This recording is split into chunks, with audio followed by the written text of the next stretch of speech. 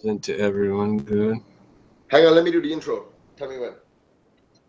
We're live. Go ahead. Hey, ladies and gentlemen, welcome to Cropper and Corbett.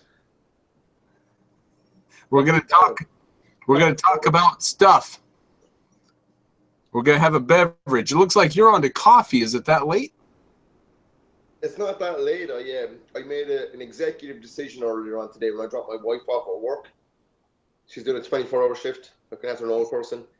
And I said, you know what? I'm going to get myself one bottle of wine. That's it. And then I had a business meeting. I had a Zoom. It's a cool new tool for business people. It's cool. Zoom is fine. We were able to pull up all. Oh, you've gone off.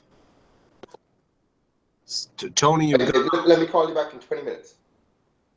Oh. All right, babe. Hold on. Hang on. Why don't we restart this one? Should we have to restart this one? Yeah, I think so. All right, babe. I love you. All right, bye. No, yeah. Oh, no, we don't got to restart it. We can roll from there. Shit worse than that's happened. All right, okay. So I made a nice executive decision to, get one bottle of wine, and that will do me. And that's it. I'm done. But moving on. I'll just put a sour note into that sort of optimism that you have about that sort of thing. Every night that you go to bed sober is a night that you didn't party your ass off to the maximum. It's a night lost. I drank a whole bottle of Chateau de Michel, Indian Wells, Merlot, and looks good. How was it? Was it dry? I really don't know about wine. It's like I know this though. I know what I like. This woman cut my hair one time, right? And I didn't like wine at all. And she told me one thing about wine one time. She goes, when you buy wine, there are only two things you need to concern yourself with. I said, what's that? She said, first of all, it has to be over 12.5%. I said, why is that? She said, well, what's the point of drinking wine if it's not over 12.5%? Fair enough. Point.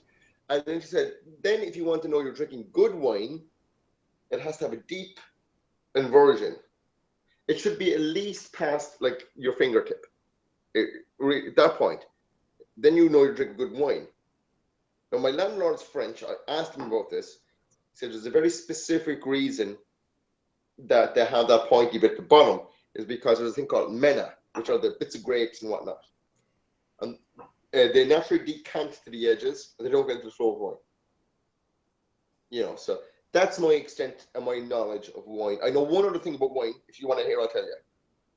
You know when you're in a restaurant and they come over and they uncork the wine and then they pour a little bit in someone's glass and then the person lifts it up and goes, yes, that's wine. and then they pour out to everybody else, right? Yeah. The reason for that is if the wine is uncorked, the wine is bad. So one person is like the king's food taster for the table. Now some people think that, oh, that's bad wine. I don't like it. Put the cork back in, give me another bottle. No, it's not because you chose that. You selected that wine. The wine was told you what wine. You're in a restaurant. You should know your wine. Don't order wine if you don't know wine. But it's to see if it's uncorked or not. Which was, I was in a restaurant in Ireland after I learned this, and this woman came with a screw top wine. Oh. I've done the little romantic procedure in front of my dad. He went like this. Yes, that's wine. Fuck. That I'll tell you what, I've served wine, and that is the worst feeling, is to take off a screw top and you don't know if you present the cap to the person to smell or it's like next time, just screw the cap off, fill everybody's fucking wine glass, and be like, aren't I supposed to taste it? He said, no, you uncultured swine, don't order a screw top. See you later. It's just, it was, once I found out, I always thought that it was because they might not like the taste of the wine. No, it's to see if the wine is corked. You know. Well, yeah. Oh, well, about 5% of corked wine is bad. So even in France, they've started going to artificial corks now because about 5% of corked bottles are bad. So if the guy tastes it and it's not good, then he can reject the bottle. But it's just not a problem anymore with artificial cork. Yeah, yeah, like, but you know what? It's still cool when you've got a proper nice cork, you know? Oh, you have to do it. It's going to be a tradition for a long, long time. You have to do it. Yeah, and you know what? I mean, Cork is like, yeah, actually, that's the name. The city I'm from is called Cork. Oh, Yeah, I'm from Cork City in Ireland, and it comes from that's a segue. So it's Corkig. It's the Gaelic name for it is Corkig, which means marsh. So the whole city was built on a marsh. It was all irrigated out and built and refilled. It's a very nice city. Like they were building a shopping center when I was a child and they found the old Viking walls. Viking walls? What would the Vikings be? You mean Viking towns or something? Yeah, yeah. Like so, my city Cork was founded by Saint Finbar, and it was a monastery. And then the Vikings rolled into town, and then, you know, they did what Vikings do to monasteries. And but there's so they came in, but there's a very interesting thing about invading Ireland. Very interesting thing. It's what happened for 600 years of invasions in Ireland is the invaders, after one generation, adopted the Irish culture. And that happened after wave after wave of invasion. Yeah. We see this again and again in history. Sophisticated cultures, their energy runs downhill. So when they come up against an unsophisticated culture, the unsophisticated culture changes a lot. Well, hold on a second, right? The culture, the main culture at the time was the Celtic culture.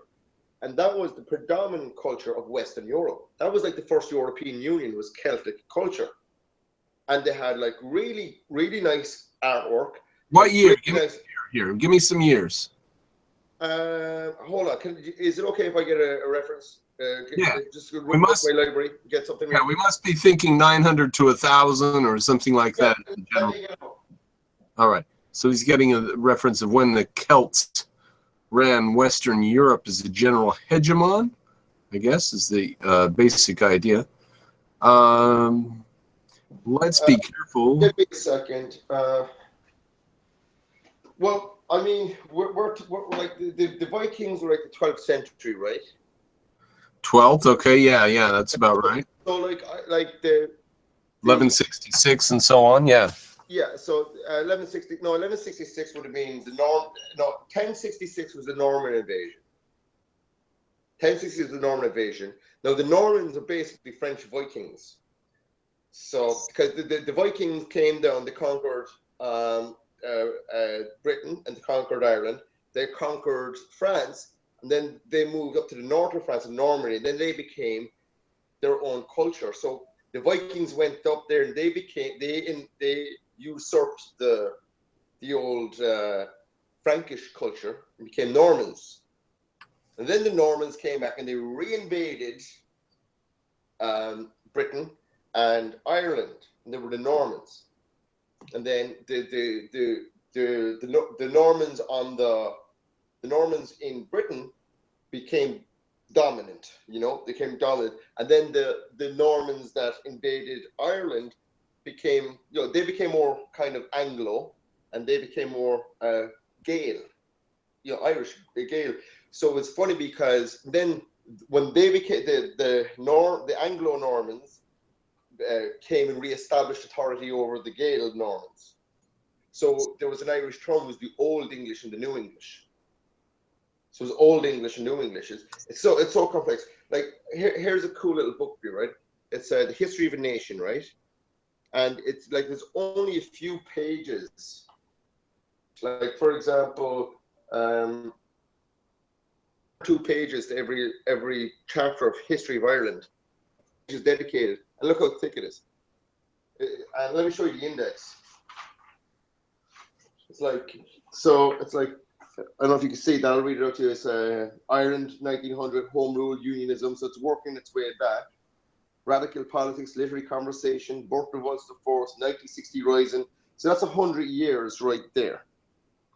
Right? You know, there's something to this. You guys in Japan, have very, very dense cultures. I think it might be because you're trapped on those little islands and you have nothing better to do than write down every fucking thing that ever happened and anything that anybody ever did, because you're trapped on an island. You have nothing. Well, also, it's very funny you say that, right? Because psychologists say that there's 3 peoples on the planet that have an innate cultural identity. There's 3 peoples on the planet, and it's the Irish, the Japanese, and the Jews. So it's like, no matter where you fucking put a Jew, he's like fucking cracking jokes. Oi, how much am I going to pay for this? Oi, the soup was cold. No matter where you put him, I'm Jewish. That's fine. You can have a Jew in fucking Mars. He'd be like, oi, my bar mitzvah, whatever. There's 35 million people in America identify as Irish. If there was a Jew on Mars, he would say that the food was terrible and it came in small portions. Yeah, and he was like, they didn't even have an early bird special. And if it was an Irish fella, they'd say the bar closed too early. You know, or he would say the next morning, thank God the bar closes as early as it does. But so here's the thing, right? So we have an innate cultural identity, right? And I know you don't believe this because it's unreasonable and it's not rational. But I'll tell you one thing, right? If you take a 6-year-old English boy, and bring him to America, by the time he's 10 years of age, he'd be like, I'm American, right? You can get a 6-year-old or a 4-year-old, 3rd generation Irish American, and they say, I'm Irish. And the same goes for Japan. It's like the Jews keep onto their identity so much, and the Irish do, intergenerationally. And, you know, and so there's 3 identities that stick out, you know, that we know of. There's probably more that aren't on the internet yet. So for now, we'll just say it's 3. But it's we do have a very close. We have a continuous history also. Japan has a very rich continuous history. Ireland has a very rich continuous history, and the Jews, well, fuck, they read the Bible, you know.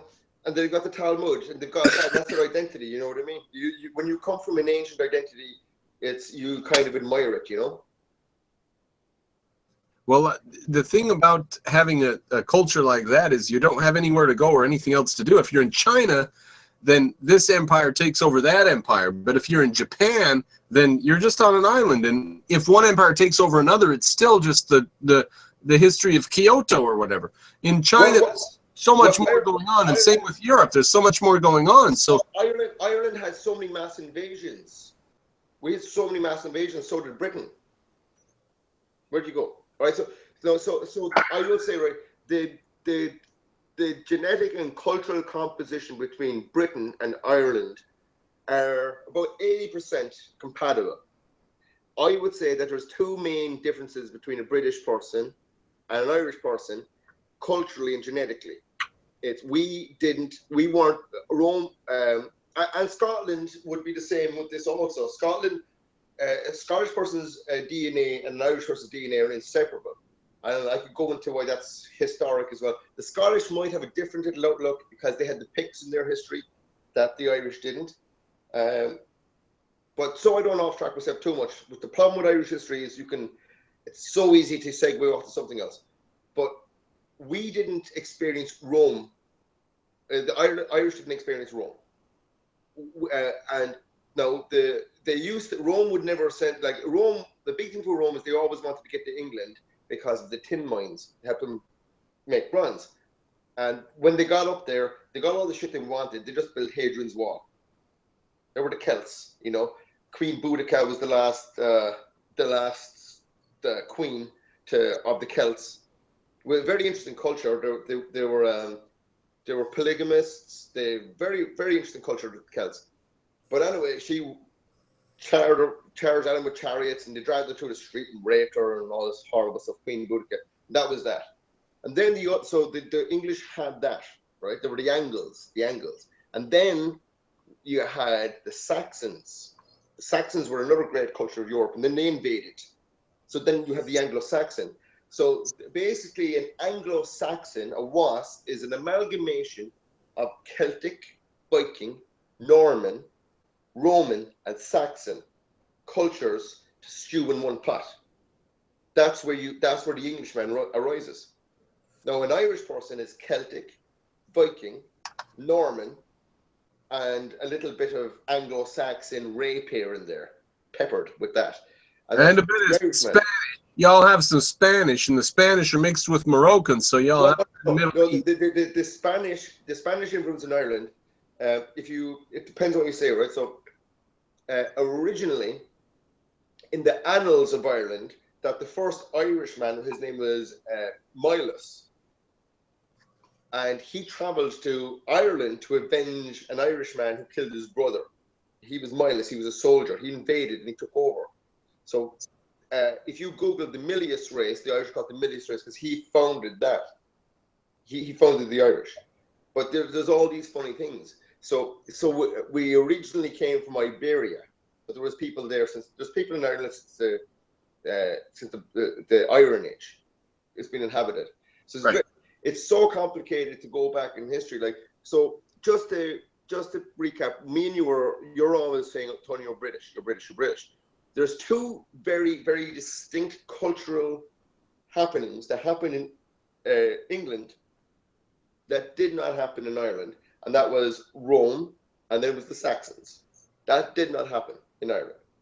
So then they became culturally different. Ireland was still a clan-based culture, and they had a reciprocatory economy. They didn't have a modern economy based on, we had a reciprocatory economy, meaning it was clan-based economy. Barter. So well, not only barter, but in a reciprocatory economy, what would happen is you would have a clan. Then you would have your hierarchies of a clan. So you were the farmer. You produced the food. He was the warrior. Him and his sons protected you. Then you had your bards, which is your media, and then you probably had a strata of professionals.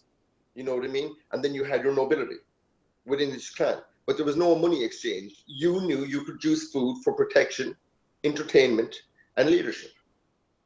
You know what I'm saying? There was because humans are meant to be. We were designed to be clan-based. We were designed.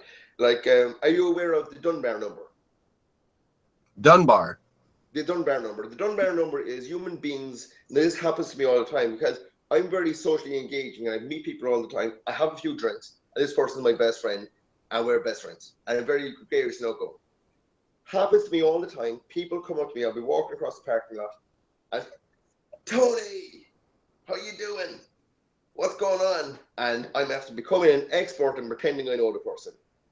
I'm like, hey, look at you. Hey, did you shave? You look different. Oh, I'll have a 5-minute conversation. I'll walk away. My wife goes, who's that? I have no idea. No idea. Probably met him at a party 5 years ago. Probably fucking solved all his deep psychological issues. Told him, I understand, I love you. No, I don't know who he is. Because we can only, as human beings, keep track of 150 people. Our mind can only keep track of 150 people. Yeah, exactly. But that was the typical size of a tribe, of a nomadic clan. It's 150 people. I'm on the low edge of that. I can only keep about 3 or 4 people in my car. Like, I can't. All my coworkers, if they're white males, their name's Mike. I just can't even keep track of them.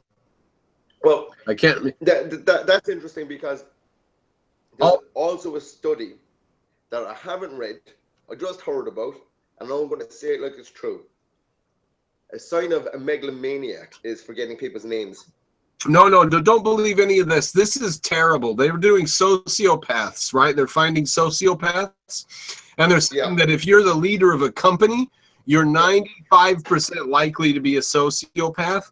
This is all just backwards engineered. What they've done is they've taken questions that they don't like and they've gotten the answers and they've defined that as a sociological sociopath. Well, no, there's the O'Hare test, right? The O'Hare checklist. These people are terrible, terrible people. Well, do you know that they use the O'Hare checklist to recruit in Wall Street? No. Oh, no. What's this? Go ahead. It's the O'Hare checklist.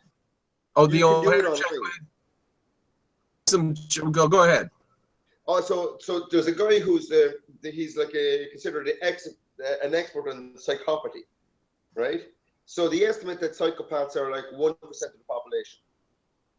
But the estimate in the higher echelons of society, in government, CEOs, and highly uber successful people, that the percentage of psychopathy is a lot higher, like considerably lot, by 20%. I don't buy it. I don't buy it. I know you don't buy it. Look, you don't have to buy it. You can just look at it and read it and see what you think. Yeah, I have. Right. Okay. There you go. Well, you know what? I think that we need to, we really should crowdsource a fucking fund for why people on the left can't debate. I mean, it's absolutely retarded. It's so tiresome. That's not their thing. They're not into it. They don't like debating. It was like, so the UC Berkeley Milo thing, right? So I had a guy that there was a left-wing group called the Hobbesian on Facebook a while back, and basically it was like 5,000 lefties, right? And their whole thing was they would make fun of libertarians. They would make fun of libertarian ideology. And what made the whole group is like there was like 5 to 10 libertarians on the group who would argue with them. And I was one of them. And I would go on, I would argue with them, I would best them in my arguments, and I got my fucking debating skills on fucking point. Just debating with those people. It was like if you want to be a good tennis player, don't hit the ball off the wall. Play with fucking Serena Williams. Then you get good, you know? So to even up the score from a libertarian point of view, I had to argue 5,000 lefties. And it got good then, you know? And I would always get into debates with the Hobbesian himself, whoever ran it, you know? And anytime you best a lefty, anytime you best them, he just starts a new thread. That's what they do. They just start a new thread. Then I'd have to go over there and do that kind of stuff. So it was fine. I was like, you know, I'm an anti-war libertarian. You know what I mean? That's what I am. I just don't fucking see the point of spending $500,000 on a fucking missile to blow up an $80 tent. I really don't see it. Let's talk about that for a second. Let me just give you a scenario. Your country has just finished a two-front war, which every military general says no country can fight. You can't fight a two-front war. We finished it and we won it. Which country? What are you talking about? America. What do you do now? Do you do basically what you did before, which is just sit in your home country and not worry about what other people do? Or you decide, okay, nobody's going to do that again to us, and we don't care how we fuck other people's lives up. We're not going to be fucked up ever again. Yeah, okay. I understand that. And so in the 1950s, what would you have done? Look, dude, I understand that. I really do understand that. I do. I get it. I get it. And it makes sense. But I was giving you context of how I sharpened my debating skills, right? So one of the people I met on there, he actually messaged me. He said he really liked debating against all these lefties and stuff, right? But now I actually think that since the Bush era, there was mismanaged to a degree that we've just way too many problems right now. Yeah, right? It was really mismanaged. Bush done a terrible job. You know, he really could have done something different. Okay job. It wasn't terrible. It wasn't great. All right, but what? Go ahead. So there you go. There's this person who I think is a fucking rational dude. Who, me? No, I know you're rational, but there's this guy. His name's Kevin. I thought he was a rational dude. Okay. And then like I see him on a thread on Facebook, and I think Richard Spencer getting punched in the face or something like that. And I was like, what the fuck? I was like, you know, because he's a libertarian, that goes against the non-violence principle. And it's just like one thing I detest is I detest anybody claiming any intellectual prowess whatsoever, and then fucking lowering the sense of violence at the drop of a hat if it's achievable. If you can achieve violence with no repercussions and you choose that option, then you know you're not that highly regarded in my point of view. So I started, because I have my skills built up with these people, I don't go on the attack. I draw them in. I roll them in, you know. So I was like, oh, so you disagree with Milo? Oh yeah, he's a despicable person. He's awful. Anybody that talks to him is this. Because so basically you think it's okay to be violent, different people's point of view, and basically rolled him right in. And then I got to the point of the crux of the issue. I had him on Messenger and I had him on a thread, right? So his friends jumped on the thread also, and I was working on him on two fronts, as you would say. So I repeatedly asked him, what exactly do you disagree with Milo? What he goes, oh, he's racist and he's misogynist. So I goes, yeah, okay. Enough of the attacks, please. Do you disagree with his arguments on the gender wage gap, or his opinions on Black Lives Matter, or do you disagree with his opinions on Islam? The next thing they will keep saying they're ad hominem fucking attacks, and then they post an article. I would then read the article, and I would say, you know, the article you put up was just an attack on his character. I'm really looking for an attack or a counter argument to any of his points. Have you even read one of his lectures? Oh yes, I have, of course. And you know what? They are completely out of the fucking realm of actually understanding and listening to somebody. That it is completely, it doesn't even matter to them.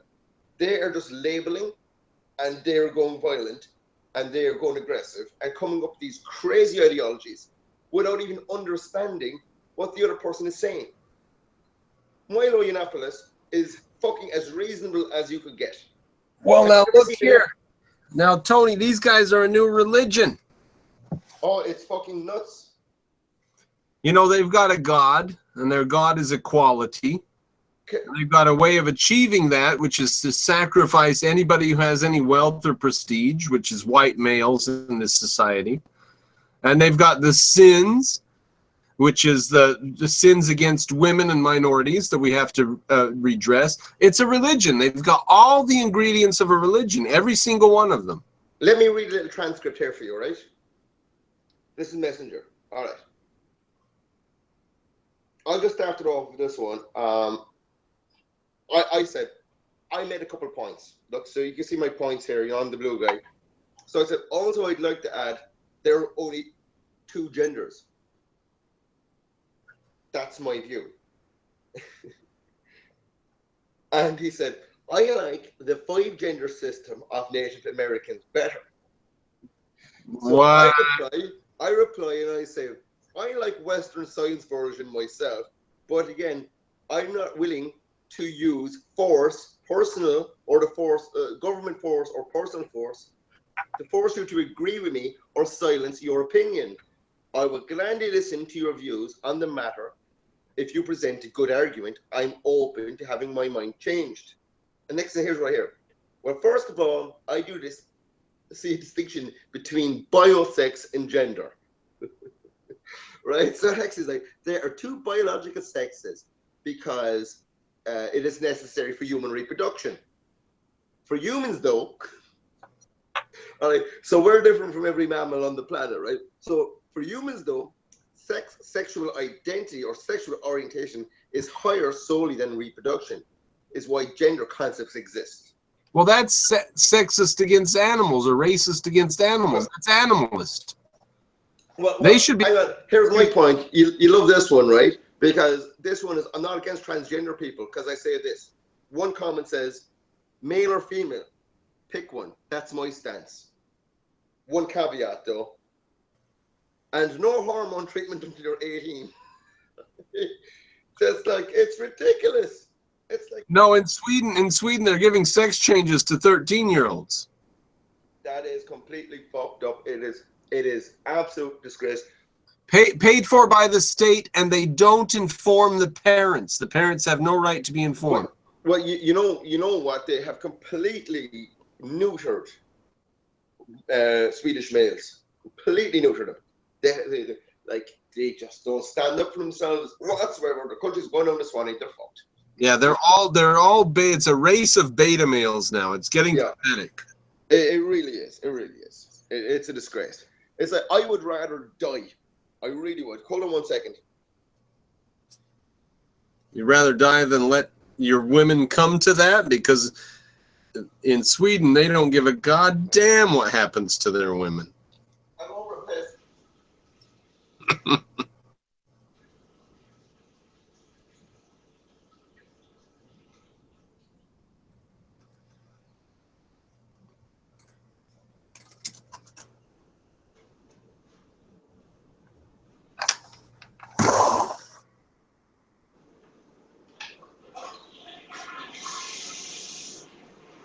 You know what? You know what? It's like I'm going to give you a little feeling of hope here, though. You have to understand one thing.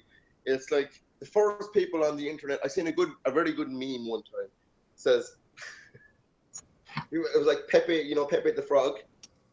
He was contemplating.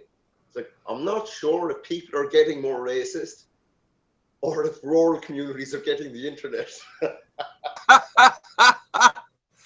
No, I don't. And I love this. I love this. I think it's more insidious than that. I think that communities were not racist and they had the internet, but the left has gone so fucking far that for a lot of people, it's becoming reasonable to look at it and say, you know what? The left is so insane. There must be something. It's so crazy.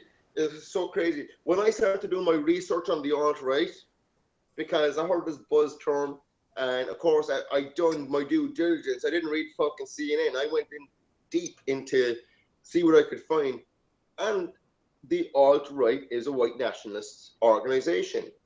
And the alt-right, they have words for Mike Cernovich, Paul Joseph Watson, Milo Yiannopoulos, Stefan Molyneux, Vox Day. They're called the alt-light.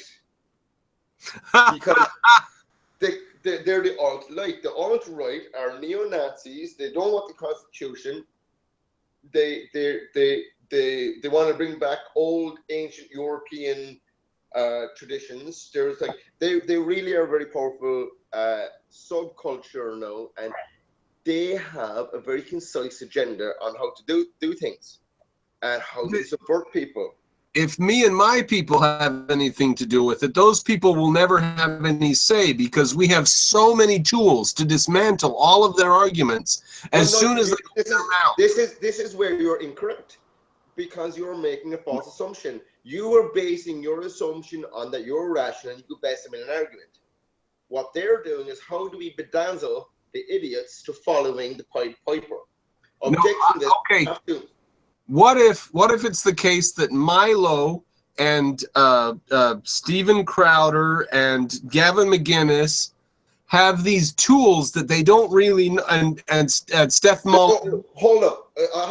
Now listen. No, wait. Let me finish. Let me finish. They've got these tools. No, I'm not missing the point. They've got these tools that they use, which they themselves don't understand, and they don't even know where they got them, and they don't know why they have them. And those tools are like those tools are like a secret that are going to blow up in their face, and I'm in control. I'm in control of those tools.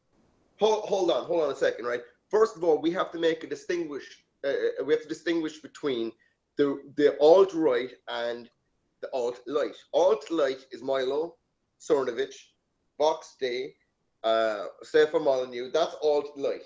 I've actually spent the time, went down the fucking rabbit hole to the point where that if the fucking FBI were done an internet scan, I would probably be put on a white nationalist terror alert. because I went down that hole. All right. I fucking did. I did. And so what I'm saying is that the real alt, All right. I would put Stephen Bannon on the side of Milo Cernovich and those guys, right? All right, they're alt-right. The alt-right, the alternative right is a white nationalist thing.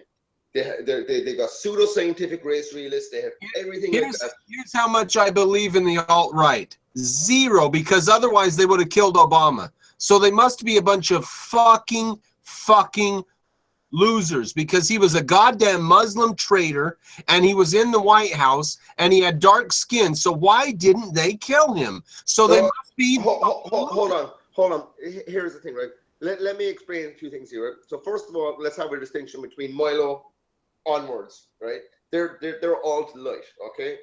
Now alt-right, basically what they're doing is they're using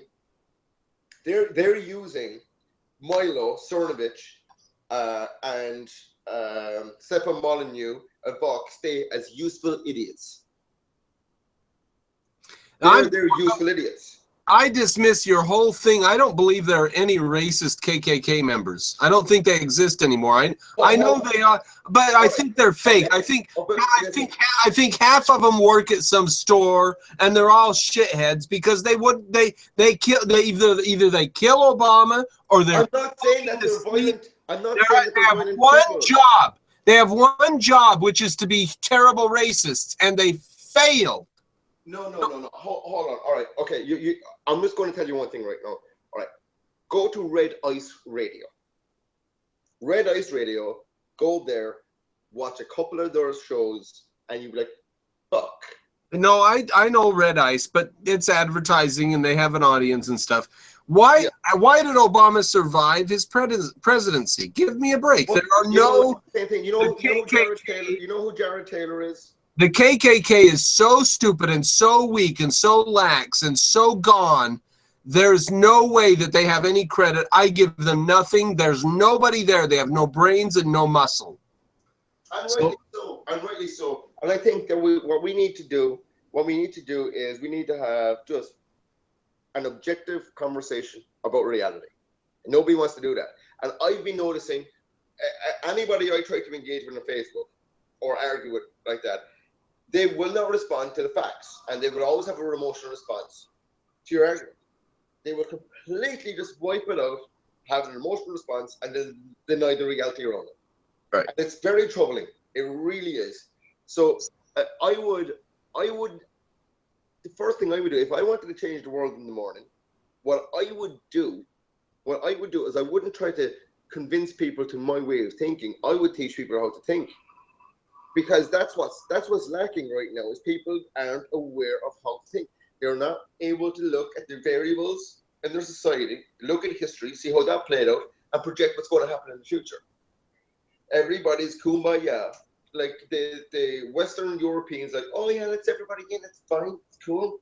We've only been doing it for 60 years. We don't know what's going to happen. But you know what's been happening for 1,400 years? Muslim conquest.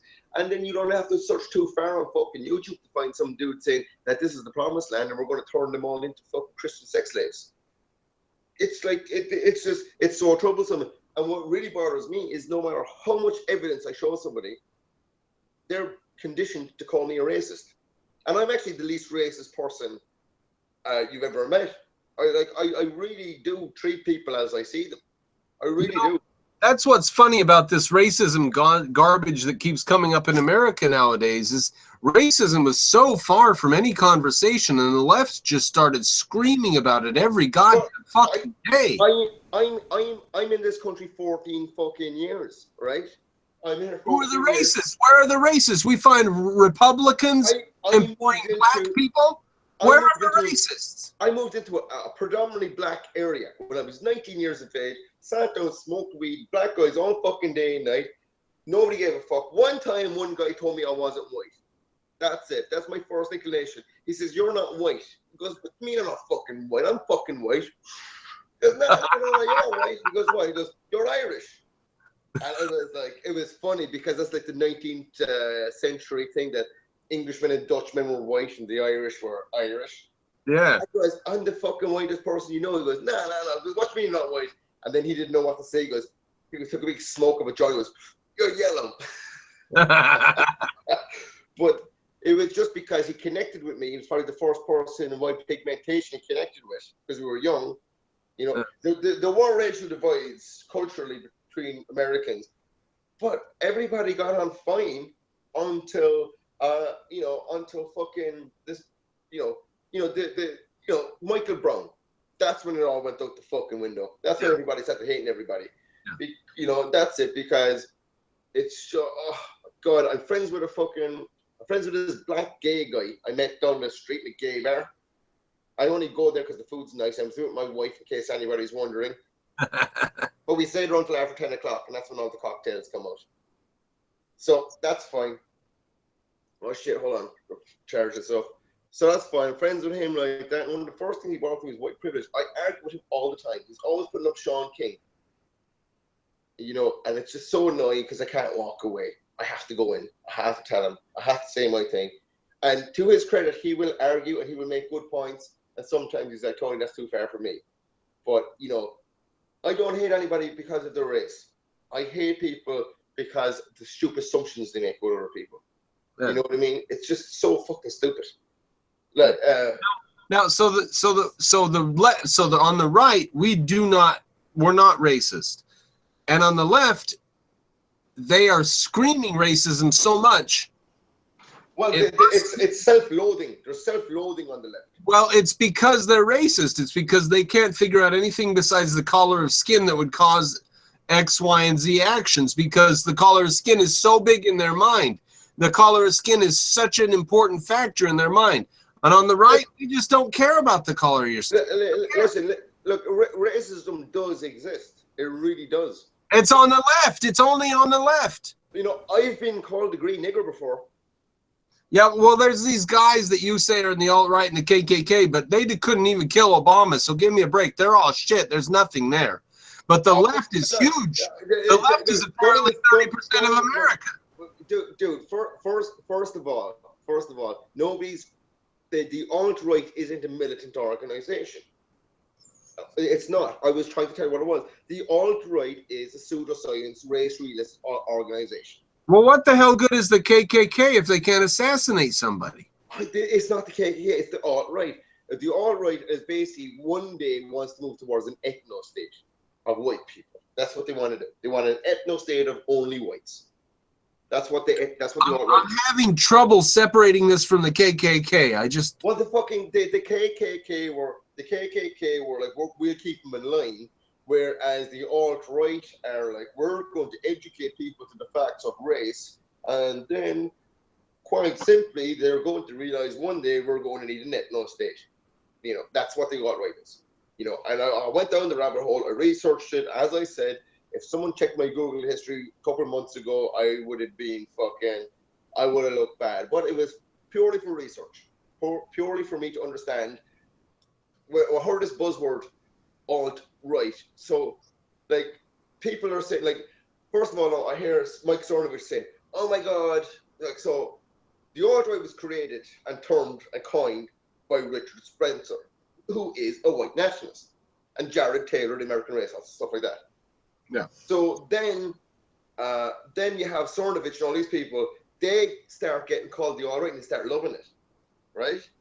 And then they start saying, oh, we're the alt-right. And next thing, the white supremacists are like, no, we are. And then next thing, there was a piece that was put up by CNN calling the alt-right white supremacists. And Mike Cernovich was going, oh, they're calling us white supremacists. And then I could watch a Red Ice episode where the white supremacists saying, look at this asshole. We started the fucking movement. He's trying to hijack it. Like, they'll do videos where they deconstruct someone's video, like the Mike Cernovich interview.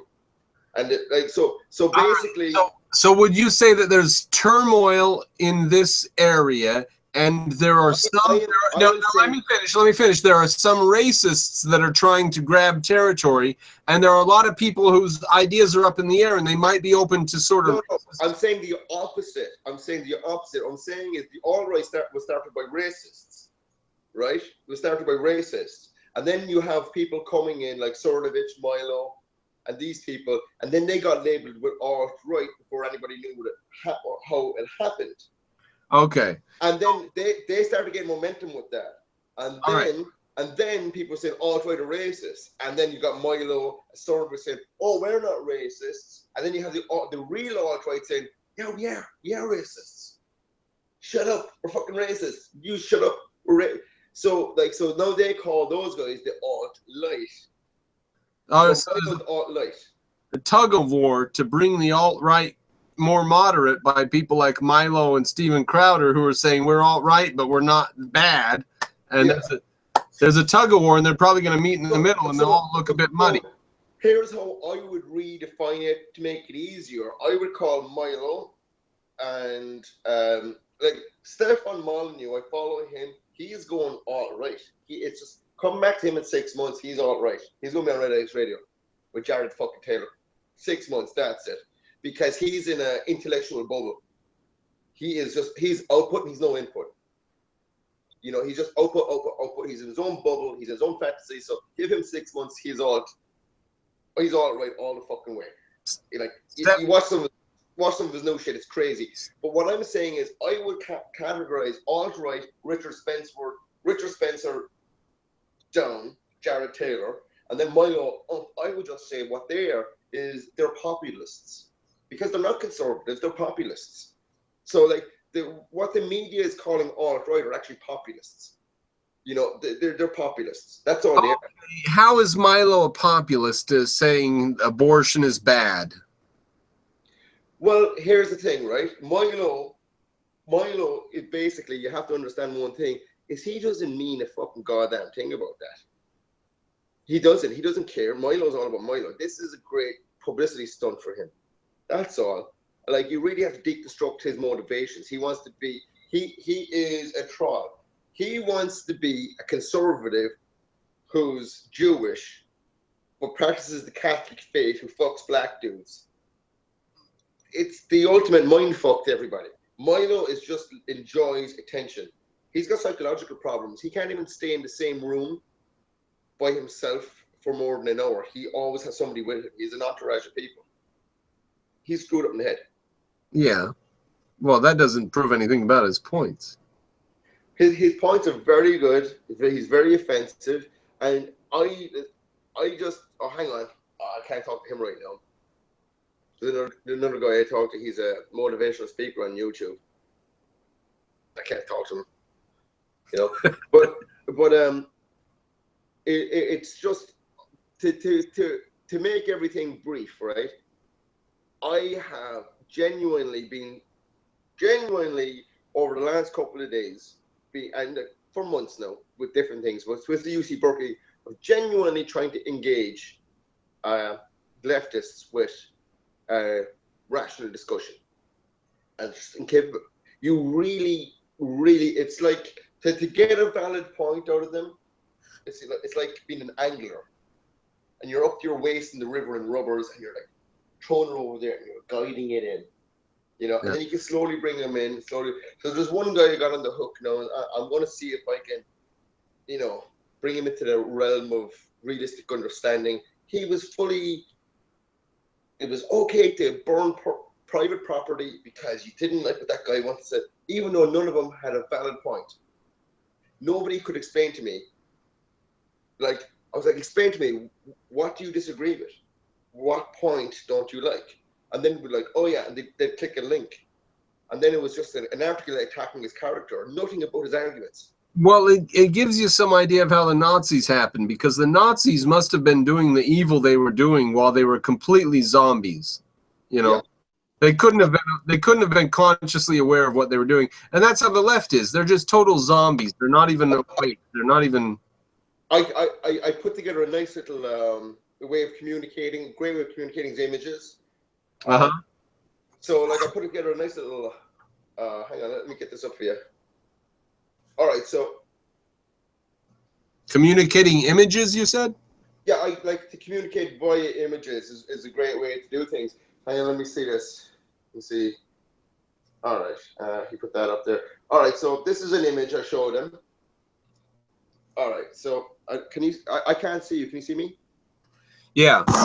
Why can't you picking your nose again? So this is an image I showed him. Okay, so it says 1933 Berlin Nazi in place of debate. Fascists set fire to books to ensure opposing views are censored.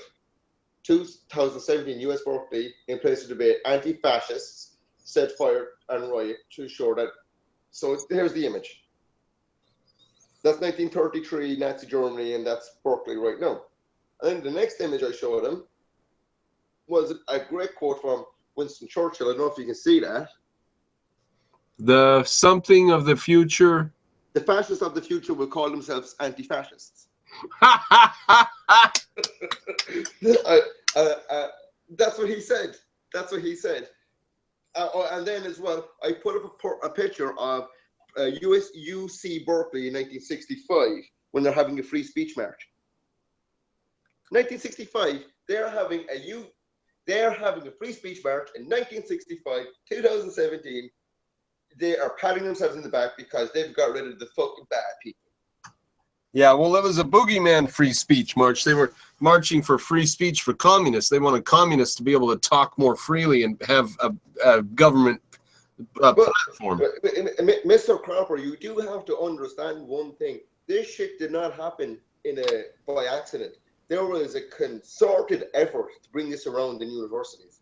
Well, the one thing that overarches all of this is that we are bacteria and we are alone, and we're smeared on the surface of this little teeny proton spinning in space, and no one's aware that we're here. And nothing matters, and nothing matters, and nothing matters. That's the overarching truth. So what we've got to do is we got to control these bastards and preserve our freedom, because no one's going to pop out of the clouds and help us.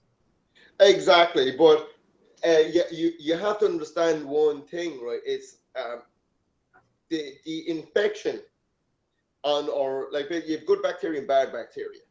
To keep the gut of the earth healthy, we need to have some good probiotics, good dose of liberty, a good dose of critical thinking, and you know what the problem is? Respect. We need to listen to each other. We need to listen to each other, and we need to critique each other's points of view and learn from each other. That's what needs to happen. We can't just label each other, oh, you're a fascist. Argument done, you're racist. See you. Well, okay. Let me give you 2 points there. We need to listen to each other. But when Isaac Newton steps up and says something, he doesn't necessarily need to listen to your shit. You need to shut up and listen to him. Well, that's a very good point. But as Andrew Breitbart said, is like, you don't defeat the ideology with the fucking news, you do it with the culture. We need to make thinking cool again. You need to make thinking cool again. That's what you need to do. You don't need to fucking shout out to the masses. You need to fucking make something. Now you are on the hook right now because I want to make thinking cool again, and you're religious. You're in the way. You're standing in the way. I am not religious. I'm not religious. You think that there is something besides humans. No, I am not religious in that respect. You're an atheist.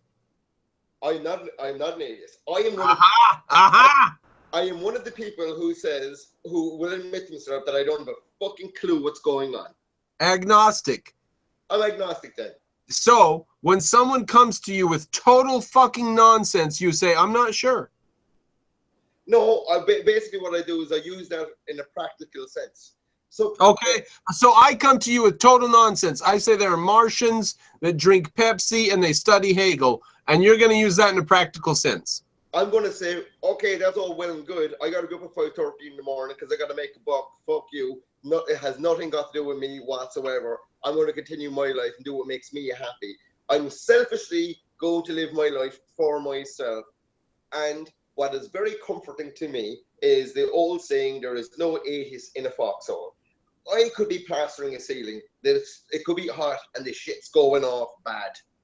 And I will say to myself, please God, help me not to lose this. Christopher Hitchens never did. Christopher Hitchens didn't. So I don't hold myself in that high intellectual regard. I am saying And Voltaire, too. Voltaire was on his deathbed, and the priest said, do you renounce the devil?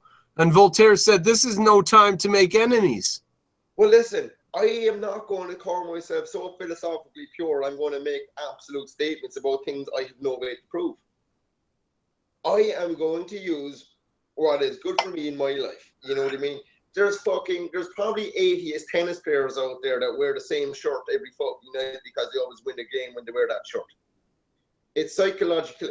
What I'm doing is gaining my psychology. I'm gaming myself. That's what I'm doing. You know, if having a stupid little tradition puts my mind into a good way. All right. You know what makes me feel good is the fact that I have a diamond in the back of my yard the size of a fucking refrigerator. I've never seen it, and I don't need to see it. It just makes me feel good to know that I have a diamond the size of a refrigerator buried in my backyard. Now, how do you feel about me? Do you think I'm a pretty respectable guy because I feel good because I think I've got a goddamn diamond buried in my yard? You know, if the knowledge that you have that diamond gives you an advantage in your daily basis, why the fuck not think that? All right, that's the only answer you gotta give. You don't have to go further. That's your answer. That's your answer. Look, listen, you're psychologically gaming yourself. You're psychologically gaming. Towards what? What's the end result if you accept delusions? If a delusion, so you're gonna now. What if you use that diamond to borrow $1 million and you don't have the thing to back it up, and you lose the money, and then you don't have the collateral? Well, then someone's going to bail me out, right? No, you're gonna die. They're gonna put you in prison. You'll die of hunger. Well, whatever. Look, I'm not a rat. Listen, I never claimed to be a rationally pure individual. I am saying that there is no atheist in the foxhole. It works for me. I don't have to explain myself to anybody else. If I feel like, put it this way, right? I had a hotel going bad on me.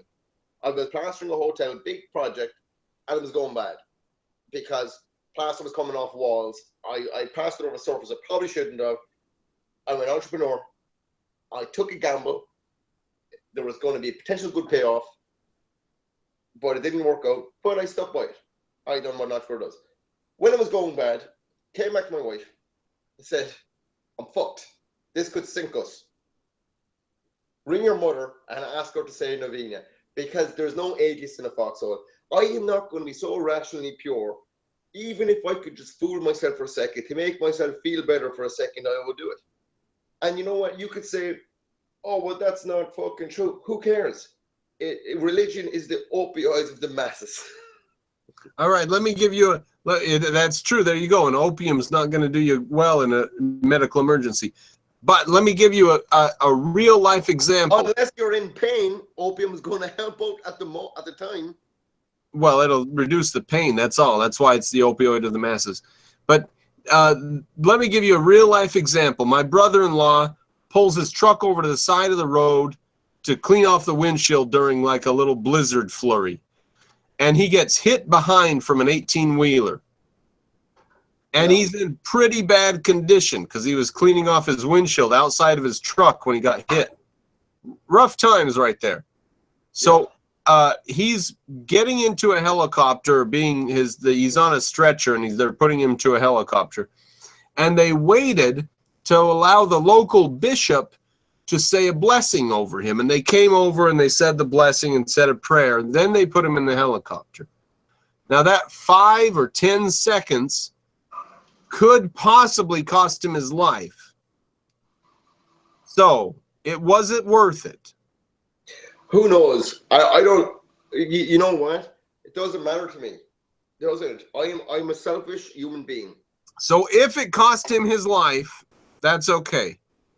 If it makes me feel better for a nanosecond. What if you were the guy? What if you were the guy on the stretcher and it cost your life because they prayed over you? Can I tell you a good story? No, I just told you a bad story, and you can't change the subject like leftists do. Look, I will concede that there is no evidence of God. You don't want to be prayed over when doctors are waiting to operate, do you? You want to go straight to the doctor, don't you? Well, if it's a Catholic doctor only. Bad answer, but I've proved my point, and you don't get to take it back. Listen, I am not going to justify or You're I a have no fucking basis. atheist. You're an atheist to the core. I can tell. I look into your eyes. I can see it. Yes, that's fine. It's fine. Listen, if I'm going to psychologically game myself to put myself in a good frame of mind, that's for me. That is it. As long as you don't die on the stretcher while doing it. You know, well, if I die, I die. You know, that's it. You're a nihilist. Why do you care? At least you gamed yourself in the meantime, right? Yeah, at least I done that. But you're a nihilist. You say I'm a nihilist. Why do you say I'm a nihilist? Because I admit that everybody dies. I'm not a nihilist. That is not... because you're completely devoid of any meaning. Because No, yeah, no, come on. I've written poems that are superb. There's like 3. I've written 3 good poems. All right. Yeah. Oh, you're still a nihilist. You're still a nihilist. No, absolutely not. Everything means nothing. But while you're alive, every single day is very, very lovely. So I agree. And you know what? And I was a full core atheist until I done hallucinogenics. And then I'm like, fuck, that was cool. Nice. Maybe. Just maybe. What the fuck do I know? You know what I mean? What do I know? They only made me investigate the history of what the hell Stalin was up to. I never even glimpsed theism from them. Never. So it must be in what your background comes from or what your background goes to. I never had a inkling. I had insights into what cognition is. I had insights into what Stalin's mindset was. I had insights into what Freud's mindset was, into what psychotherapy was. I never even entertained the idea of theism while I was on psychedelics. Never. You know what? It's like I'm not religious. I don't think I'm gonna piss God off if I eat fucking meat on a Friday. I don't know that. I know one thing, right? There is Sam Harris, who's an atheist, right? Sam Harris. Yeah, somewhat of a Buddhist, I'm afraid, as Christian. Well, Buddhism is an atheistic religion. It's a different enough that it annoyed Christopher Hitchens, and I'm at least on board that far. Well, listen, Buddhism is an atheistic religion. There is no God. I'm annoyed by that sentence. Very annoyed by that sentence. Well, there is no God in Buddhism. Buddhism is... I'm very annoyed by that sentence. Very annoyed by it. Okay, well, go ahead. Go ahead. They believe in some other thing, and it's woo-woo, and you blah, blah, blah, and yada, yada. Now, whatever you want to do, just tell me it's not a God. Okay, I'll stick another sticker on it. But you can't get out of it. They've got some nonsense they're doing. Something weird's going on there. They've got some other different thing, karma or fate or the universe or history or time or eternity or whatever you want to call it. But human beings are this sort of piece of energy flowing through the larger picture or something. They are not, it's not atheism. It's not atheism. Buddhism is some other thing. There is no God in atheism. Some sects of it believe in reincarnation. Right, now what is that? Well, so there you go. Sects, but you've got mysticism, you've got another realm, you've got some mechanism that apparently puts you back into a different body. What the fuck is that? If that's atheism, then atheism is nothing. Atheism's destroyed. All right, okay. It will do none of us any good for you to try to convince me that there is nothing. I'm not even going to put any energy that there is something or not, anything. I'm just not going to spend any energy or time on it.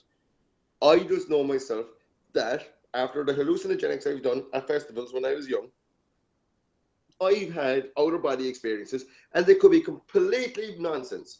It doesn't matter. It's just something that happened to me, and it's fine. It doesn't affect you. I do not force my opinions on anybody else. I don't care if you're a Scientologist. I don't care if you're a Mormon. I do care if you are wearing a fucking high-vis jacket that says Sharia police and telling me to turn off my radio and stop eating pork. Then I care. That's what happens. I don't impose my views on anybody else, and I don't want to impose my views on anybody else. If I disagree with you, you're kind of in a strange position, because if you have some insight into the mystical nature of the whole of the universe, then you really ought to use that power on these monkeys around you who are misbehaving and drinking alcohol. Well, no, because Ayn Rand said that altruism is evil. So why should I? Well, I'm just saying that people in the society around you who feel like they have a connection to a deeper reality. I have connection with my own reality. Well, I'm trying to put to the point to you that people who feel like they have this deeper connection to some real super deep reality, shouldn't they use their knowledge of that super deep reality to benefit those around them? Absolutely not. Oh, well, that's a very strange position, and then you're on public. We're public right now. We're recorded. Oh, that's fine. It's fine. I would say to the public, I'm not trying to force my opinions on anybody else. I don't even have my opinions outlined. I don't have a strict religiosity outlined. All I'm saying is, I don't know. I'm happy with that. I'm not going to be a militant atheist. I'm not going to be a militant religious person. I'm just going to be myself. And you know what? If I can psychologically game myself to get through a bad day by using some kind of nonsense, well, that's fine. It's nothing got to do with anybody else, really. Well, if someone thinks that they do know what this deeper realm is, shouldn't they use that knowledge to benefit the people around them who don't quite understand? Absolutely not, unless they think that would make any benefit to them. I don't think I'm going to benefit anybody by trying to explain something that doesn't make any sense to me. You don't necessarily have to explain it. Maybe all you need to do is put up barbed wire and put people in camps and sort people out. Maybe. I have no inclination to do that whatsoever. And but if somebody else had knowledge from a deeper part of reality, not the science around us, but the deep reality you're talking about, something else. I'm not talking about it. Well, what are you talking about then? You're talking about it. You're talking about it. You're the one who said it. You're the one who said it. No, we can rewind this. We can rewind it. You're trying to, like, what we need to do. Oh, I got a great idea. I'll get that leftist on the podcast or on the we'll get him on and you can tear him apart. I'm down. I'll be there. And I'll be good cop. I'll be there. You can be bad cop. I'll get him on. You know what I mean? I'll get him on.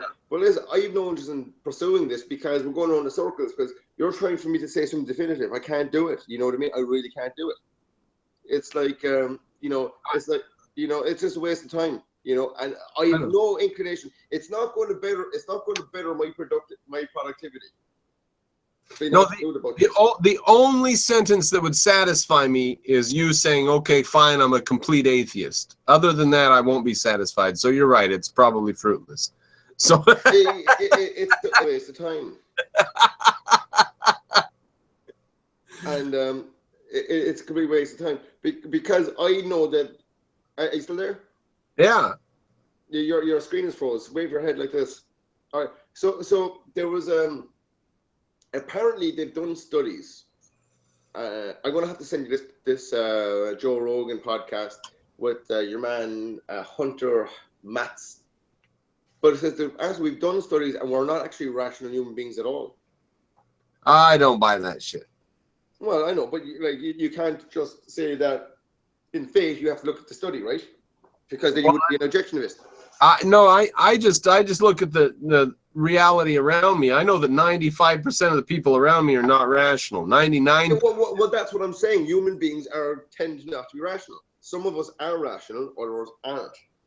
You know Yeah, what I mean? our life depends on the Howard Rourke and the John Galt and Hank Reardon among us. Exactly. Now, my next door neighbor, right now, nice guy. He loves comic books, and he does a podcast on comic books and talks about social justice. And on the podcast, he dedicated a podcast, and I couldn't even get through that one. But I will get on. I will talk to him. He likes whiskey. I'll bring him over for whiskey. I'll bring him whiskey. I'll lull him into a false sense of security, and we'll bring him on. Corbin and Cropper.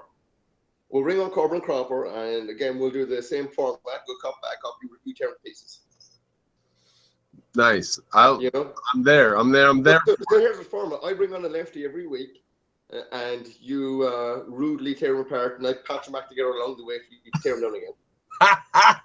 Well, we'll see how many lefties you can find under those circumstances. Oh well, I will be lulling them into a false sense of security. Absolutely.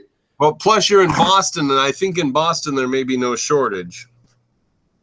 Well, not really, because I'm in a subculture bubble of Irishness, and they are, generally speaking, patriarchal chauvinist pigs, which is nice. It's refreshing. But they're leftists? No, they're not. They're complete. They're not leftists whatsoever. Irish people are actually. Irish people in Boston don't have they've never thought about it. But let me explain to you. When I thought I was a socialist. I thought I was. Until I fucking came out of the accountants one day and I said, I owe how much in tax? It's bullshit. And then I extra sketched my political paradigm and I was like, fuck, look at me, I'm a conservative. I'm a fiscal conservative and I'm a social liberal. I'm a libertarian now, I guess. But we actually operate under a free market libertarian subculture. But they don't realize that because they haven't given it any intellectual thought. And they don't even know what a libertarian is. Some people some people I know don't even know the difference between a Republican and a Democrat. You know what I mean? Yeah. But they're just all for themselves. No, there's a lot of people like that. By the way, the higher intelligentsia is onto this thing about underpopulation and population shrinkage being a disaster and stuff.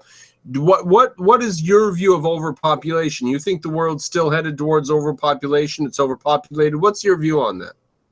I don't think it's the case. I think there's overpopulation of. I think overpopulation is only a concern when we have the welfare state.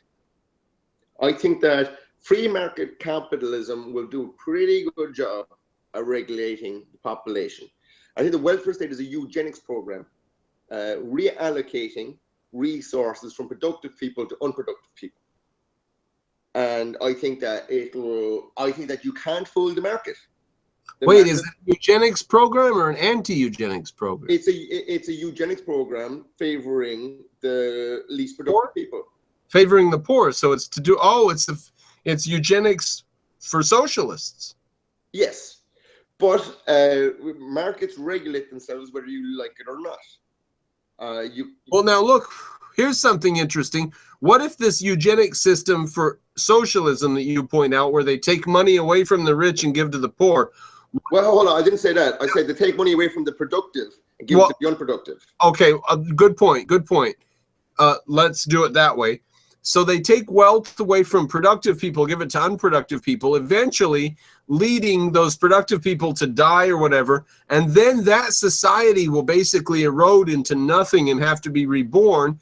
And then yes, exactly. Productive people will then have a chance again. So productive people. Yes, yeah. So basically the best soundbite for that analogy would be strong men make good times. Good times make weak men. Weak men make hard times. And then eventually you might have. So out of the hard times, strong men rise up again, and then we have another higher. Right. That's what we're saying. Right. And one other way that we say that is shirt sleeves to shirt sleeves in 3 generations, right?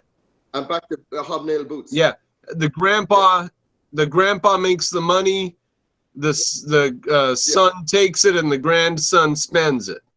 So, but the one way for that not to happen is if we could have unbridled capitalism, a free market capitalism with I'm not talking about if you had. That's why objectionist point of view or libertarian, a minimized government where we're all equal under the law, where we all have rights, and there are bars of good sense, good judges, where we're all equal under the law of a certain set of rules. And then we could prevent oligarchies through that system, and then if we could prevent oligarchies through. But here's the problem: you're always going to have that system because you're always going to have opportunist politicians who can use the force of state to take from others and give to others, so you're always going to have that problem. So originally in the United States, the only people who could vote were landowners, because they say, hey, well, wait a minute, they're just going to fucking have a vote that they'll all get our fucking land. So fuck it, only the landowners have it. Now that's why we have the Electoral College, all right? Because basically you'd have 2 strips of the other coast of America dictating what would happen in the heartland of America. Yeah. And they saw that 100 years. They saw that 200 years ago. They saw that. Well, there was basically we had a cluster of geniuses that were founding fathers of America. Cluster of geniuses. If it wasn't for those men, I meant to say this to you as well, because we were talking about the last show, I suppose you call it. We're talking about Irish people, and of course you said something highly insulting about Irish people or what. But I want to remind you that 11 of the signers of the Declaration of Independence were Irish. I can't derogate. When did I derogate the Irish? Okay, right. Okay, maybe I have. You don't want me to get into it? I could come up with something real quick, but it's like the intellect of the Irish was always there. It was always there.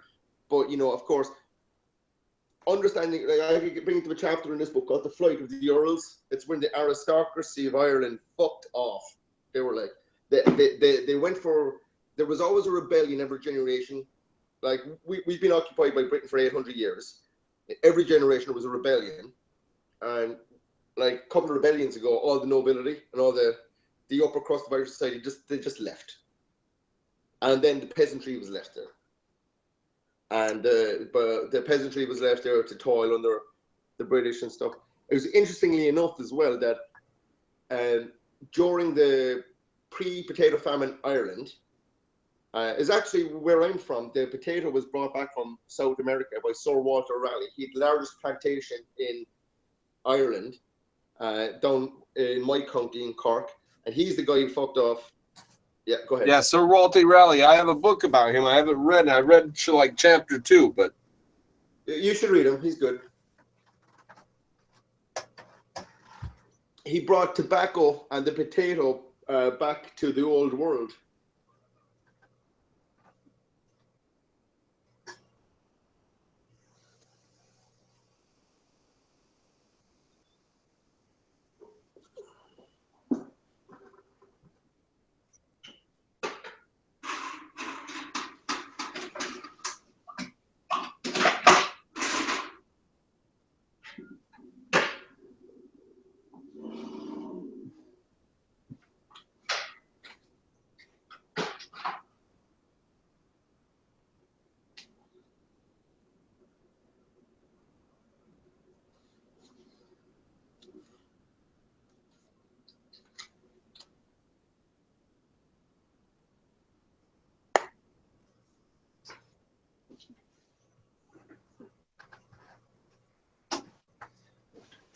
So if he brought the potato back, we have him to thank for the Irish potato famine, at least.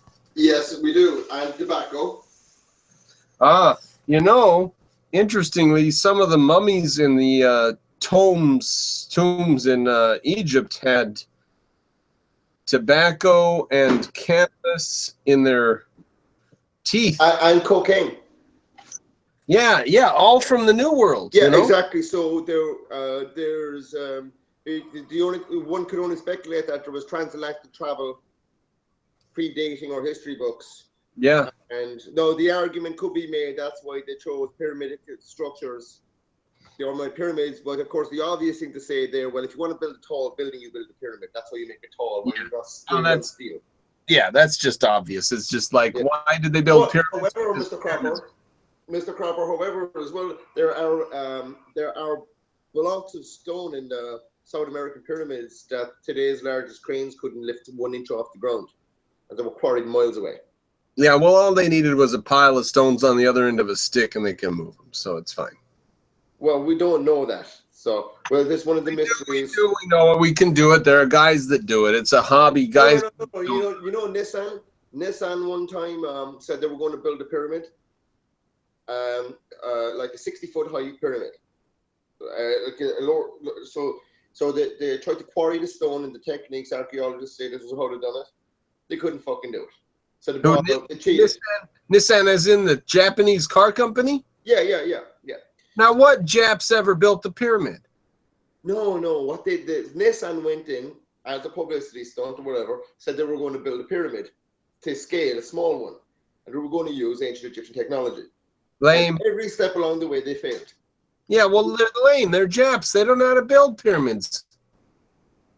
Look, whatever. That is a leftist argument. You're racist. It's like the Japanese try to do this. You're a misogynist, Tony. They could build Toyota. They could build Toyotas. They can't stack rocks up. Well, they fucked it up anyway, Mr. Cropper. They tried to do it and they failed. You know. Yeah, leave it to the Japs to fail at building a fucking pyramid. The Japanese are a fucking amazing culture. What's your problem with Japan? Because you're still salty over Pearl Harbor, aren't you? I can be salty if I want over Pearl Harbor. God damn it! You know they said that I had this argument in Donegal in Ireland actually. Someone was on about they seen a documentary about World War II and the nuclear weapon, and I said, hang on a minute. I said, you know Truman.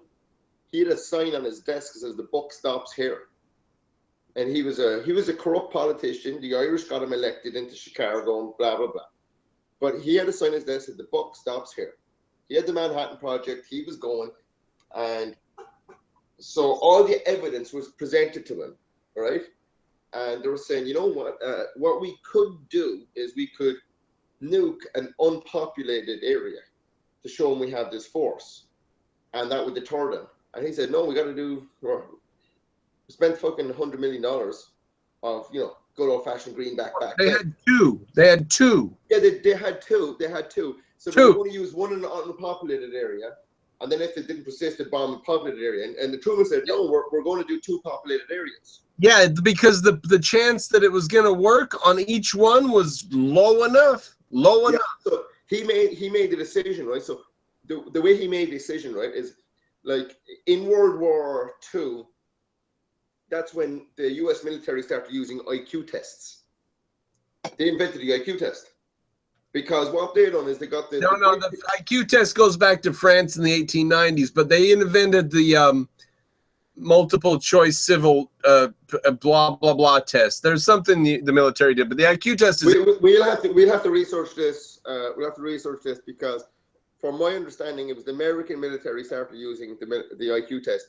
And the reason for it was they wanted all the cannon fodder to storm the beaches, and they knew that wars are won on intellect, and so they kept on, and that's why you have a sophisticated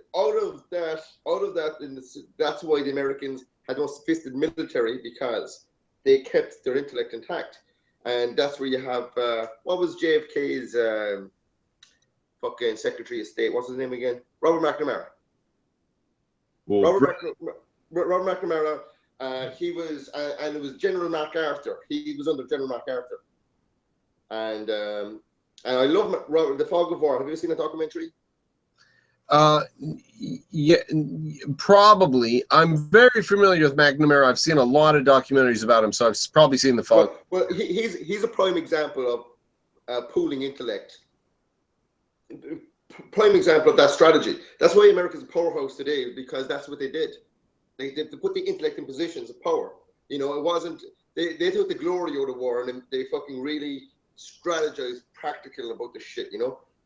But, so basically, all these fucking super intellectual military people came to Truman and they said, look at this shit. And they found pamphlets of how teaching children how to attack a soldier. And it was shit like, Americans are taller than us, so kick them in the groin and then try to get their weapon, right? And then they were like, dude, they are going to fight every last man, woman, child. We are going to have a brutal occupation, and we are going to have to be like, we are basically going.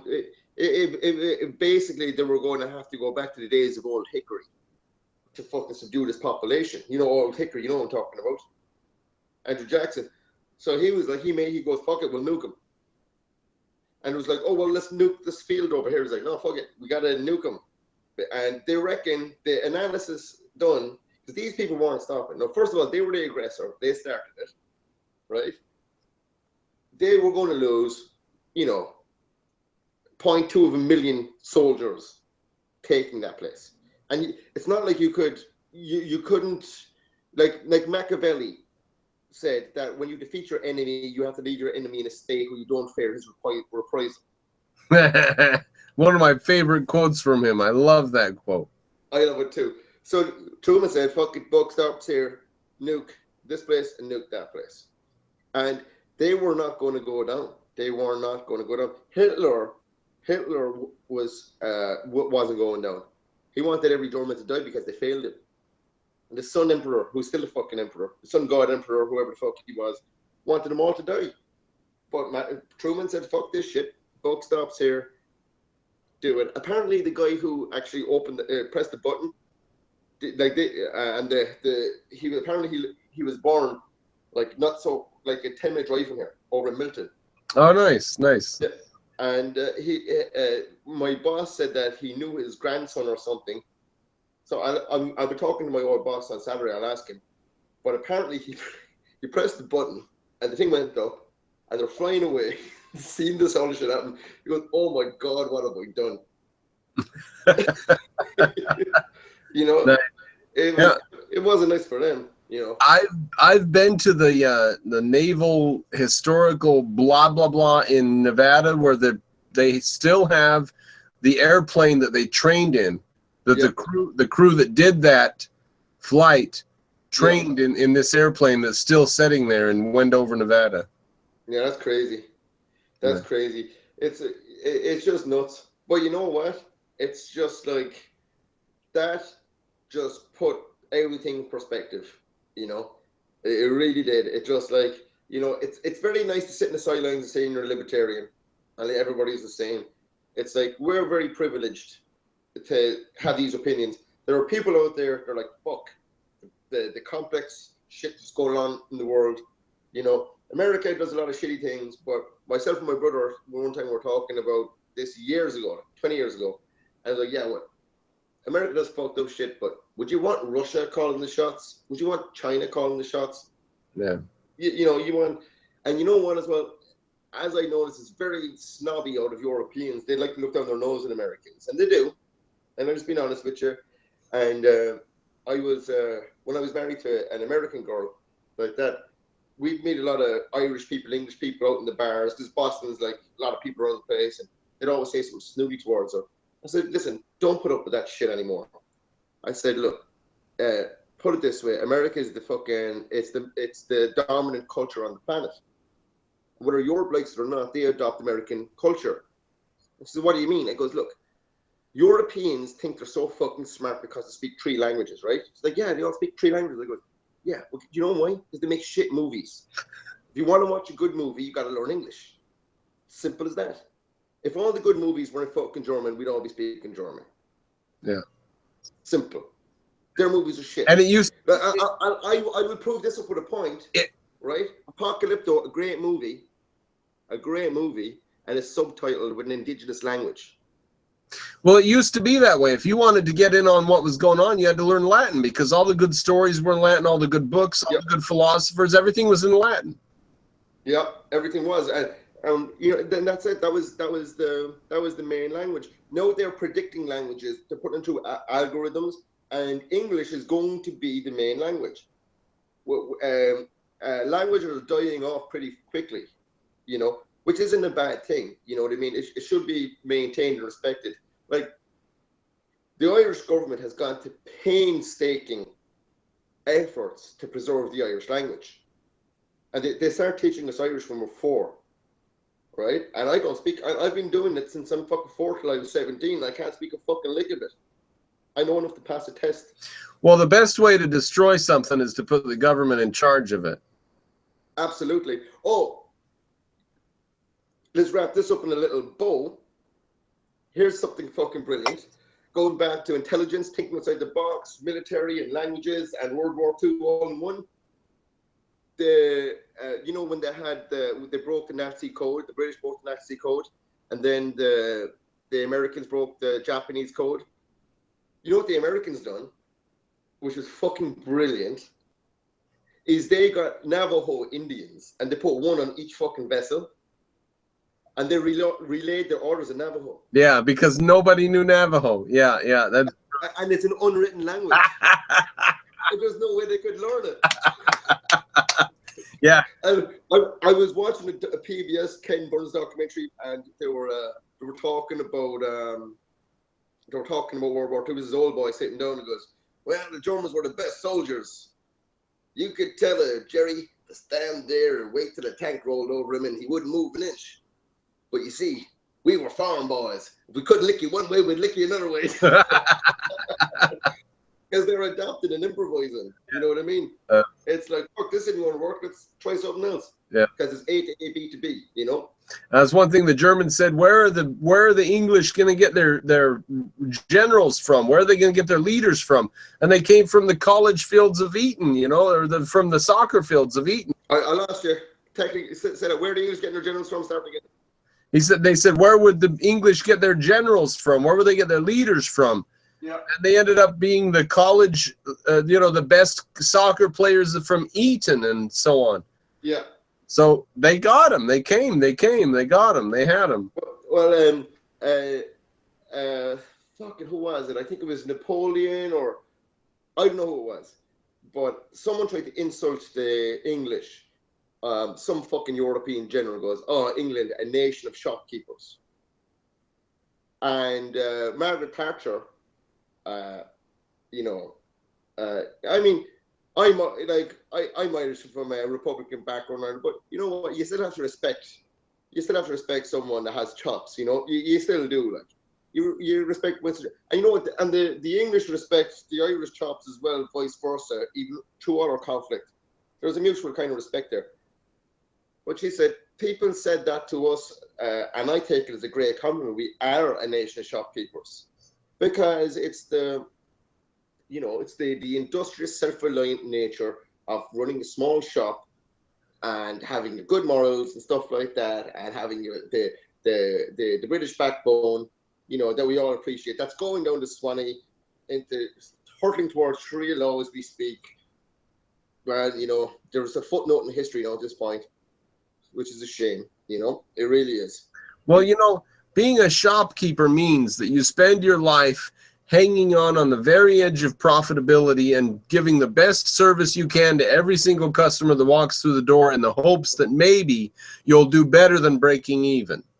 So well, there was dignity and there was a morality there. And like the Industrial Revolution basically is rooted in the Protestant values.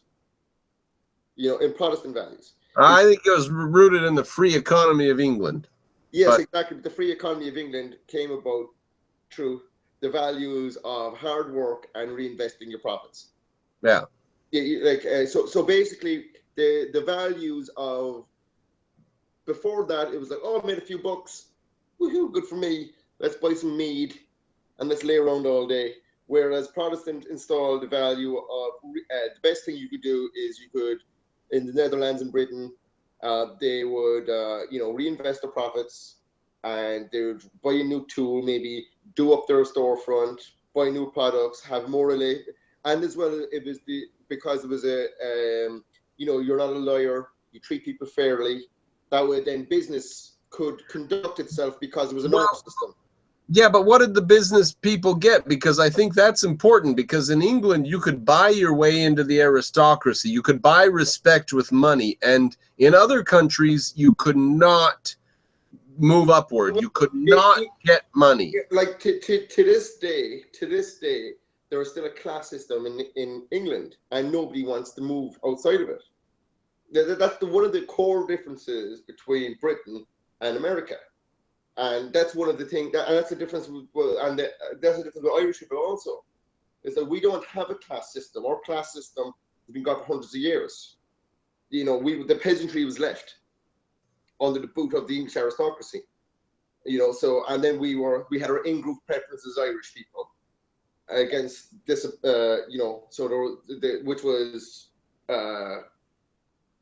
which was kept in line by, because we were Catholics and they were Protestants. And that's the way we maintained our in-group preference. So, like to this day, a working class English person, if a fellow wanted to get out of his enclave, a working class fellow goes, well, why are you doing that? Why don't you want to be why do you want to be like those middle class people? Why don't you want to be working class like us? And then they won't easily accept a working class person rising above his station. And it's even to the point that the class system in Britain doesn't necessarily have any monetary connotations at all. It's more about how you speak. So if you were going to get a classical education in Britain and you went to a private school, the real education there is you'd go to the dean. You went to Eton or something like that. You would go to the dean's house, and you would have tea with him. And basically, it was the enunciation of words, the way you speak. It's the way you would speak is that what would define you. So yeah, George Orwell said every British is branded on his tongue. So remember I was telling you about that theologian guy? I'll find out his name. He was talking about this as an American. He went to see some play in Britain. And the premise of the play was there was two brothers who were twins, separated at birth. One was working class and one was aristocracy. And then they met each other during a war. And after the play, himself and his American buddies were sitting around going, oh, that was a good play. And the lights came on, and looked down, and all the English people were crying, because it's deeply ingrained in their psyche of this class division. And so they were, oh, that's a good play, because what they say about Americans is there are no poor people in America. There's only temporarily embarrassed millionaires. Yeah, I love that. That's why I love America. So, but like he was talking about that he was at a party and someone goes, ooh, there's some really high class people here tonight. He goes, what do you mean? Well, you see her, she's from Scotland, but she doesn't have a Scottish accent, so she went to a really high end private school. Now, you could be a working class fucking Scouser or a Cockney fella who had a used car dealership and he's a multi-millionaire, he's got more money than God. But there's someone who's living in a nice looking cottage over in Yorkshire, whose great grandfather was the Duke of fucking something or other. And she, regardless of monetary amounts, she's high class and he's not. Right.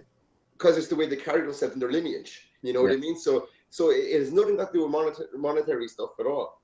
He done a really good, interesting stuff. And I know you're not religious, but there's still a great value to have by listening to him. He talked about that when it was a French guy came over to America, and he said, like back in the day, like a low class person had to address a high class person a certain way, like my lord or sir or something like that. And he said in America it was like, hey, how you doing, buddy? And he was criticizing them that was unfair to the low class people because it gave them a false sense of security that they were equal to their forebears. Interesting view. I met an old Irish painter one time, and his father was a bridal maker for like the remnants of the landed gentry, like Sir Walter Raleigh and all those people. Because it goes back to the plantation era when Britain came up with a great idea to assert dominance over Ireland. They went in militarily and they took over large swaths of land. They installed Protestant landed gentry who would maintain the land for them, you know, and keep the Irish under their boot.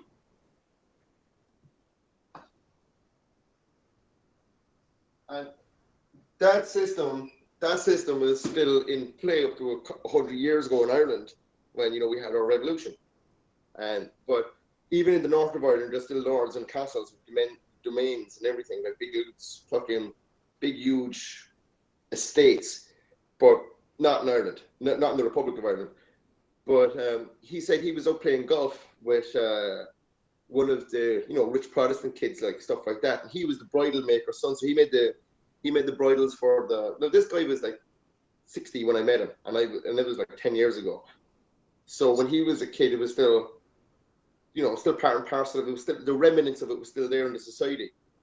I never experienced it because I grew up in Cork City, but he said that. But you could tell it was the remnants of it because they were inside the bar afterwards, and he was having an orange juice or something like that, and the old Protestant fella turned around. He looked at the bridal maker's son in the bar, which would never been allowed before. He goes, "Oh, look at that!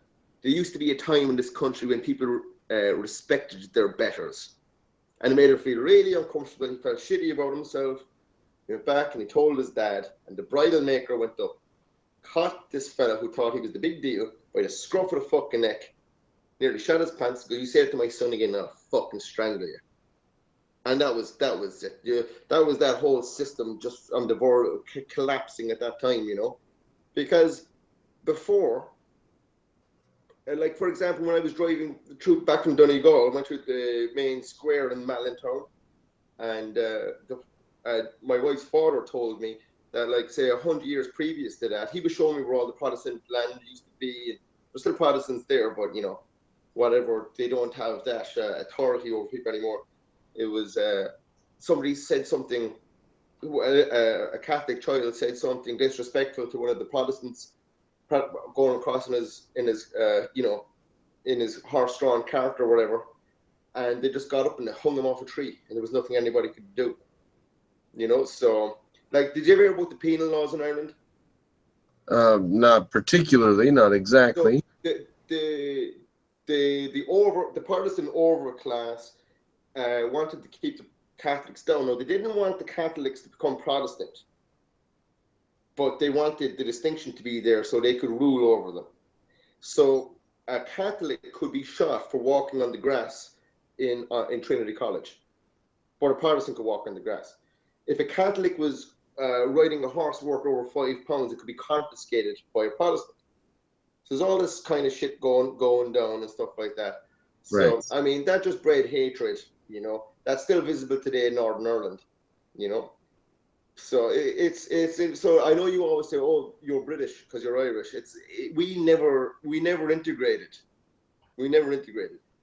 We just never became a cohesive society. Like, we were part of the British Empire, and we were in the military and whatnot. But our cultures were just worlds apart. And the reason our cultures are worlds apart because we never had the Roman influx and we never had the Saxon influx. You know, so the cultures were very diametrically opposed, always. You know. Yeah, that's one way to say it. Another way you could say it is you just all didn't fall together the way you could have, the way America did. I mean, America. Well, yeah, because America was based on the individual. That's based on a class structure. And Irish people don't. Look, Britain is just an island with another little island on the side. It should really be one country. Yeah, but it wasn't. It might be two little small land masses, but there's two different cultures there. Oh, culture doesn't matter. There's different cultures in California than Idaho. Well, put it this way. We weren't treated very, very nicely. and we didn't appreciate it, and we don't. Yeah, well, we don't treat everybody in Oregon very nicely. They're all dirty hippies. We don't like them. Yeah, I know, that's fine. You know what I mean? That's fine. We were killing each other for 800 years. 800 years. See, this book is just full of bloodshed. Terrible bloodshed. That's all it is. I know. I looked into the history of this shit. I can't keep track of it. It's all just one prince killing another king's queen and another. Exactly. And we hold grudges like a motherfucker. Yeah. You know, there was actually a fellow went to George III and says, "We've lost America to the Irish." George Bush mentioned it in his speech. That's pretty nice. That's pretty nice. Yeah, like you know, it's just like, fuck you. It was like, you know, they were committing high treason, and 11 of the signers of the Declaration of Independence were Irish. They're like, fuck you, why not? That's nice. I like keep up their family tradition, you know. And it's like the first Irish president was Old Hickory, but he was Scots-Irish, which is funny because it's so funny because back at the time of the four kings in Ireland, there's four provinces in Ireland, and today it's maintained. It's an old cultural way of doing things, but it makes no sense to get you running up the country. It's more of a traditional boundary than anything else. So, but you have Munster, Leinster, Connacht, and Ulster.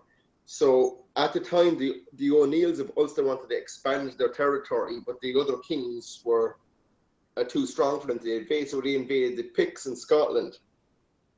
So they took over the Picts. So the Irish of Ulster went over and took over Scotland, and then that's how you have your William Wallace and all those people, but it was still a Celtic culture. And then years later, the English employed, when James created Britain, King James created Britain, he took the Kingdom of Wales, England, and Scotland and created Britain. Then to keep the Irish under control, he plantated Ireland with Scots, Ulster Scots. So for them to overtake the rest of Ireland, they had to go to Scotland, overtake the Picts, wait a couple of hundred years for England to take over the country, and then the English to get the Scots to take over Ireland so the England could rule over everybody. So it's all fucked up. It's an interweaving web of murder that's going on for fucking hundreds of years, and it's quite nice. I actually done my ancestry shit. I done my DNA test, and my wife done it, and I said, Joanne, when we do this, don't be disappointed if it comes back and says we're 100% Irish. Because this shit's set up for Americans who'd love to find out they had a grandmother who was Irish. So we'll just do it, see what happens. We opened hers first, 100% Irish. We opened up my one, I'm 82% Irish. And she gave me a look like she's in a interracial marriage. She wasn't impressed. What else are you? What else do you got? The way to do it is kind of ambiguous. So 6 or 7% UK, 6 or 7% Western European, 1% Scandinavian. Oh, see, I told you, you probably got some Spanish because the Spanish kept getting shipwrecked up there. And yeah. So I'm 1% Iberian, which is see, there you go. And there then, was all this Spanish. It was 2% Greco-Italian, right? Ancient Greeks, and 2% West Asian, which is Babylon. What the fuck? So like when I found out, I goes, where the fuck's West Asian? It was Iran. So I said, well, wait a minute. It's not Iran. I must have an ancestor from the Fertile Crescent where civilization was born. That's what it must be. So, I mean, to make me, there was a lot of fucking around and pillaging and rape and talking, and here I am. I love it. Hell, I'm whiter than you. I'm Western European and UK. That's it. Well, have you done the ancestry DNA? No, my older brother did, and I'm pretty sure that we have the same parents. So that pretty much. There's not a Mormon milkman around the place who might have fucked your mother. I checked on that, and yes, but that's a different brother.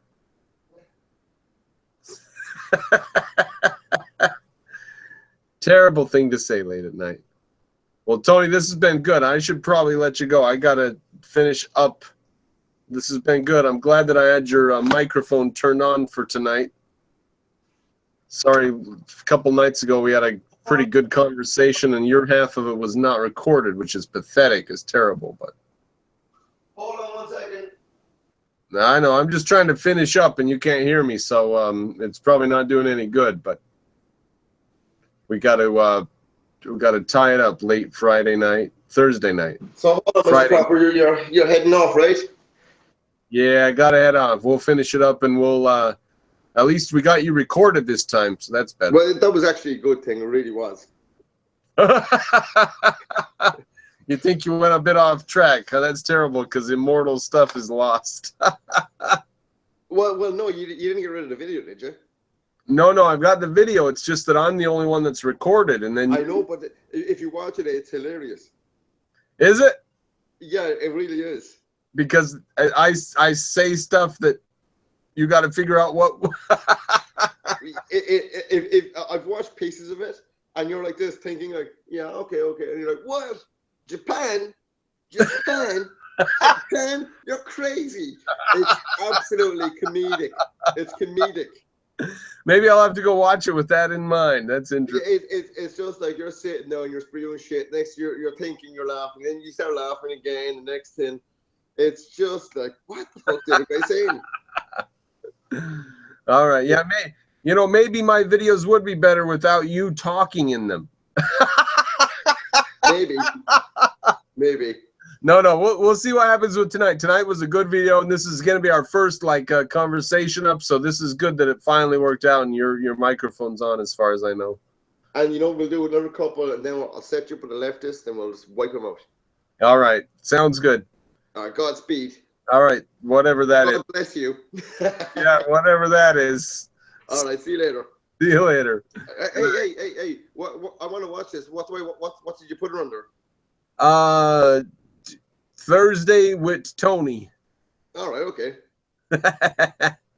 You should go Corbin Cropper 1, but whatever. Yeah, we should do something like that. I should figure something out. All right. I gotta get fedora next time. My other fedora? No, I gotta get one. Oh yeah, you do need one. There we go, Yeah, man. and you know what I'll do next time? Yeah. As I'll do it on my computer, and I'll have a wall of books behind me too. No, you gotta do something else. You can't copy my books. I can copy your books. That's so fucking. That's low-lying fruit. Everybody does the books. All right. Good night, Tony. Talk to you later. Bye.